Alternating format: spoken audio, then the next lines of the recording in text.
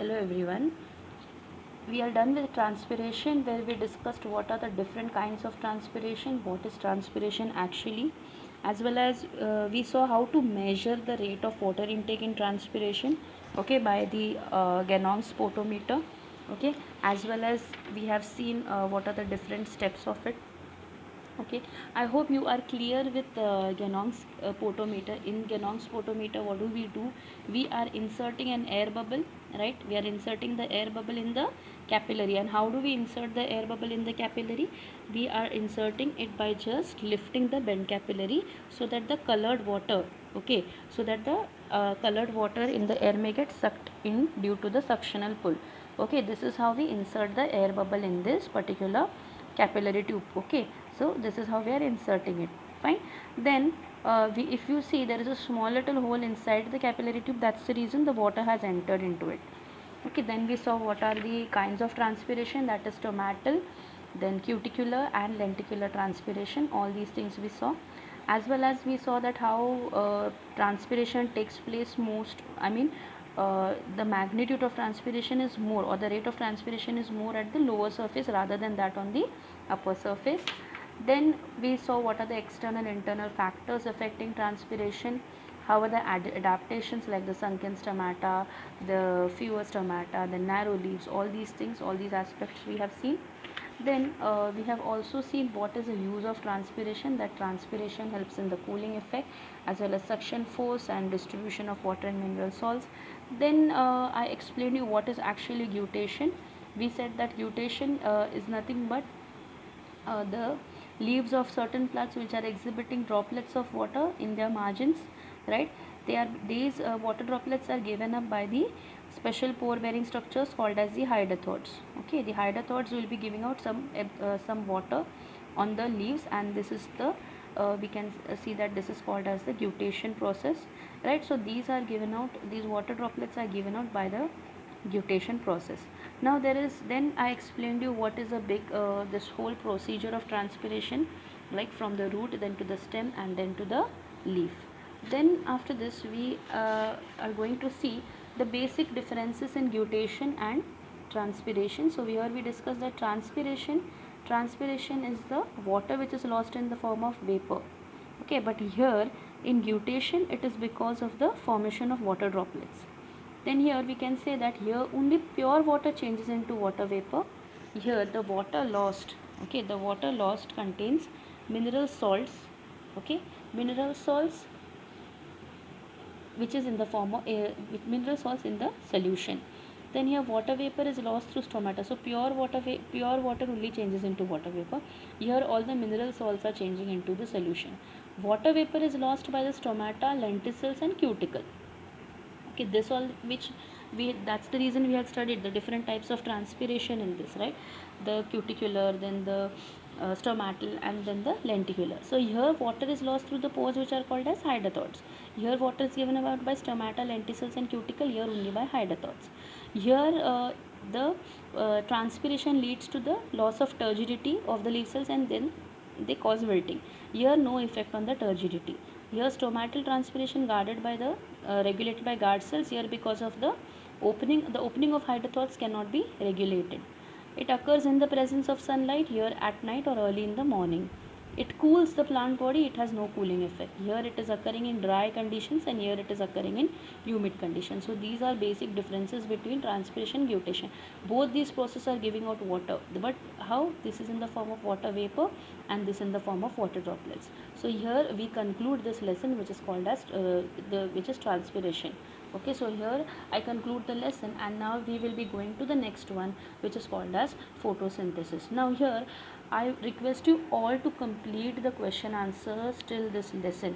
Okay, you have lot of time with you, you can utilize your time and you can start doing the structured application skill type questions and other all these questions like distinguish and all this. Then there is, this particular descriptive type questions. Okay, this descriptive type of question which is there in D, as well as the structured application type questions, you can do it in your notebook. So just keep on completing. So you have to complete all the question answers, that is the descriptive type and structural type, till question lesson number 5. Okay, you can complete up to your own pace. Anytime I may ask any of you to just show the, I mean, just show the notebook. Okay, I have few children's numbers, I can ask them. Okay, now let us start with photosynthesis. We had studied photosynthesis. You had studied photosynthesis in your 7th standard. Also somewhere in ninth also it has been focused. And now here we are going to see the whole details of photosynthesis. Now what photosynthesis, we say that it's a process like in which the plants are preparing their food. Okay, plants will be preparing their food with the help of sunlight, chlorophyll. Now photosynthesis is the most significant life process. Okay, it provides food not only to the plant but also to the animal life including humans. So we can say it's a life supporting and also the life supporting free oxygen gas in the atmosphere for breathing. So this whole series of experiment in photosynthesis are worth performing. Hopefully you will be able to see them through demonstrations. Now when we are talking about photosynthesis in general is a process which is very important, right? It is giving food to the plant as well as to the animals, and it is releasing the oxygen gas which is beneficial for the human beings, right? So here we are studying about photosynthesis. In this lesson we'll be studying photosynthesis, its importance, then we are going to see the internal structure of chloroplast, opening closing of stomata and all these things, as well as light reaction, dark reaction, adaptations in plants and experiments, and finally the carbon cycle. Now first we'll be analyzing what are plants. We say that they are the self food producers. They are producing the food. All the living organisms need food and animals obtain food from the plants, but plants prepare it for themselves in the process of photosynthesis, right? So plants will be preparing their own food. Now what is photosynthesis? Photosynthesis is an important activity for the green plants. Why? Because it synthesizes food from carbon dioxide and water in the presence of chlorophyll and light energy. So here if I tell you to analyze photosynthesis, what is actually photosynthesis? Photosynthesis, we can say, synthesize, that is the it will be able to prepare food.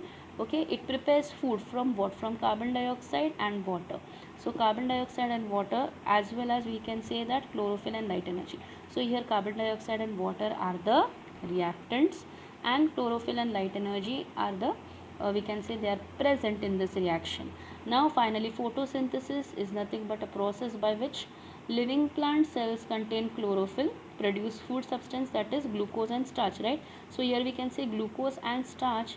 Okay, these are the byproduct from carbon dioxide and water by using the light energy. And also plants which are there, they are releasing oxygen as a byproduct during photosynthesis. So we know that glucose and oxygen are the products. So when glucose and oxygen are the products, glucose is the end product and oxygen is the byproduct. So here we can say photosynthesis is a process. So we can say that in photosynthesis, again the reactants are nothing but carbon dioxide and water. Okay, and oxygen is the end product, and oxygen is the byproduct and glucose is the end product. Now what is the importance of photosynthesis? You all know that, right? First it's for the food, and second it is for the oxygen. So photosynthesis is ultimately the source of food, energy and food for all the living beings, that is directly or indirectly for the animals and humans who eat the plants or plant eating animals. Then oxygen, it's a biological process which releases oxygen into the atmosphere, and oxygen supports all the life. So no living being can remain without the oxygen. So two major important things of photosynthesis. Now in photosynthesis, the chlorophyll, okay, the chlorophyll is the vital plant pigment. So it's the most important pigment in the plant. We say that why do leaves are green in color? Because of the presence of chlorophyll. Now what is this chlorophyll doing?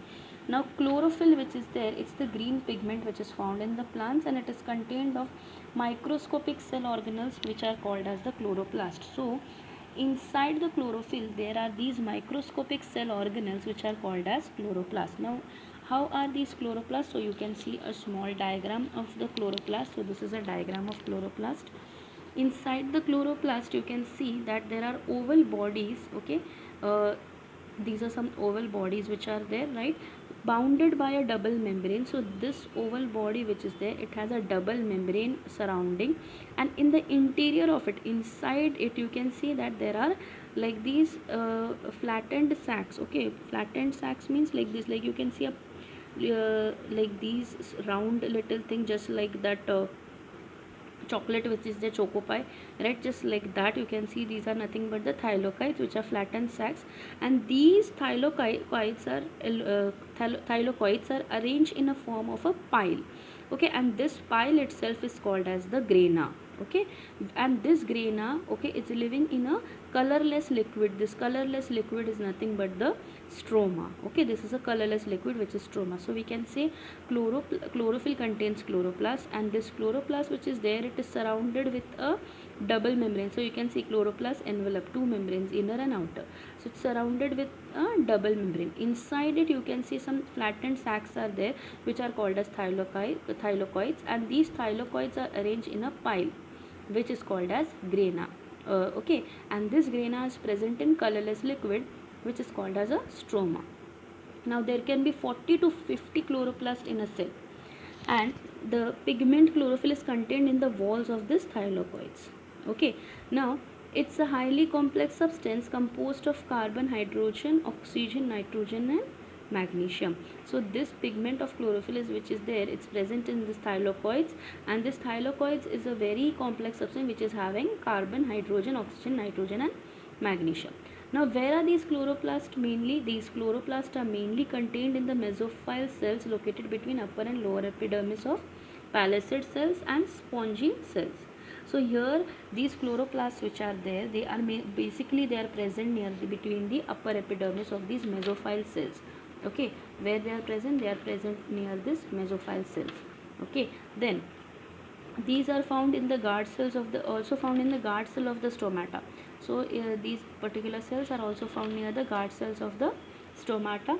Okay, and also on the outer layers of the green young stems. So outer layers of these green stem also these type of these are present. Okay, now so what are these? These are chloroplasts. Where are they present? They are present near the guard cells of the stomata and the outer layers of the young green stems. Now, okay, and where are the chloroplasts contained? They are contained in the mesophyll cells. Last time I had told you what are mesophyll cells. The cells which are specialized for photosynthesis. And where are they present? At the upper and the lower epidermis. So I hope chloroplast is clear with you what is actually chloroplast. Okay, now there can be 500,000 chloroplasts per square mm of leaf surface. So you will be surprised to know that there are 9 types of chlorophyll. Two of them are chlorophyll A and chlorophyll B, which are the best known and are more abundant. That means they are more. Okay, then chlorophylls absorb light at both the ends of the visible spectrum. So chlorophyll which is there, it absorbs blue and red light. Okay, and then it reflects green light. That is why we say chlorophyll appears green. So the absorbed blue and red lights are effective for photosynthesis. Then too much of light destroys chlorophyll. Now chlorophyll is highly sensitive to light, so if too much of light is there, it will be destroyed. So you must have seen some plants becoming yellow. Grass growing in the shade under a stone turns yellowish. Why? Because due to the non formation of chlorophyll and due to the disintegration of the older one in the absence of light. So we can say that formation of chlorophyll depends on the exposure of plant. Where the grass is growing in the shade, it has turned yellow. Why? Because first of all, due to the disintegration of the older one in the absence of light, the because it was under the stone, it did not get proper light. Okay, so here you can see that the grass was under the stone, and that is the reason that it could not be grown. Okay, now, how is the regulation of stomatal opening for letting in carbon dioxide? Now, we already know that stomata is there. Stomata, which is there, the opening and the closing of the stomata is controlled by the guard cells. Okay, these are the guard cells this is when it is open, and this is when it is closed. Okay, in previous lessons also, when we were studying about absorption of roots, that time also we had referred this diagram, right? Now let us see what is happening over here. Now stomata, where are they present? These are minute openings. Where are they present? They are present under the lower surface of the leaf. Now main function of the stomata is what? To let inside the carbon dioxide, right? And why this carbon dioxide is needed? For the process of photosynthesis. That is the reason the stomata are open. Now we say that when the stomata are not in use for the photosynthesis, that is when it is dark, these their opening, they tend to close their opening, so the water loss is minimized through transpiration. Okay, so when it is not utilized, that means we can say here that when the stomata are not in use for photosynthesis, it's when it is dark. Okay, when it's dark, these openings, we can say these openings will be closed. Okay, once these openings will be closed, what will happen? There will be no water loss during transpiration, right? There will be no water loss during transpiration. And then when there is light after sunrise, we can say that it will reopen to allow the carbon dioxide to diffuse in it. So transpiration occurs along with photosynthesis. Now here, if you understand the process here, first of all, they are open. Why? To let water go outside. Nextly, why they are open? To let carbon dioxide get inside.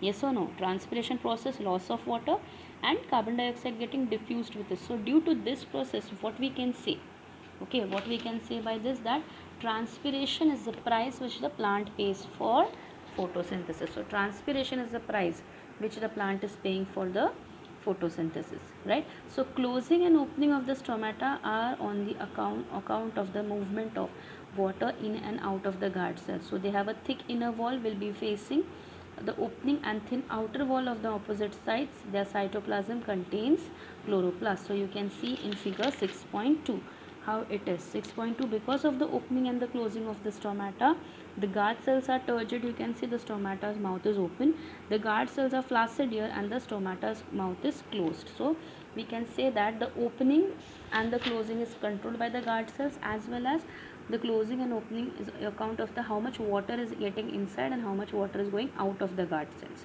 Okay, now opening and the closing of the stomata. Now opening and closing of stomata, there are two theories, that's potassium ion concentration theory and sugar concentration theory. Sugar concentration theory we already had some look in the when we were studying about the absorption of the roots. So let us start with it first. Now what is this potassium ion concentration theory? So according to this potassium ion concentration theory, it's a recent theory. Now here, first of all, here we can say that the stomatal opening and closing depends on the generation of potassium ion gradient. How much amount of potassium ion is produced is all it is dependent, the stomatal opening and closing is dependent on this. So what happens here? During the day, what happens? The stomata is open, the chloroplast in the guard cells are photosynthesizing. Chloroplast in guard cells photosynthesize, which leads to the production of ATP, right? So we can say during daytime, chloroplasts are present in the guard cells, they are doing the process of photosynthesis. So what will be released? Energy will be given out. Now this ATP, what it will be doing? It will be actively pumping the potassium ion of the ions of the adjacent cells into the guard cells.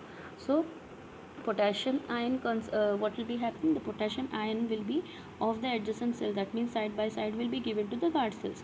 So when the increase in the concentration in the guard cells will make them hypertonic. Okay, so increased potassium concentration in the guard cells makes them hypertonic. So what will happen when it is hypertonic? More water from the adjacent cells is drawn in, and the cells become more turgid and they move outwards to open up the stomatal pore. And the reverse happens at night, the potassium ion leak out, thus reducing the turgor of the guard cells and stomatal pore closes. So what is happening over here? Let us see the process one by one. So at first we can say over here, like a small diagram I will make.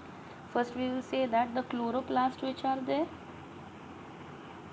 okay, the chloroplast will be doing the process of photosynthesis. Because of photosynthesis, what will be released? ATP will be released, right? Adenosine triphosphate will be released. Now what will this adenosine triphosphate do? Adenosine triphosphate will pump potassium ions.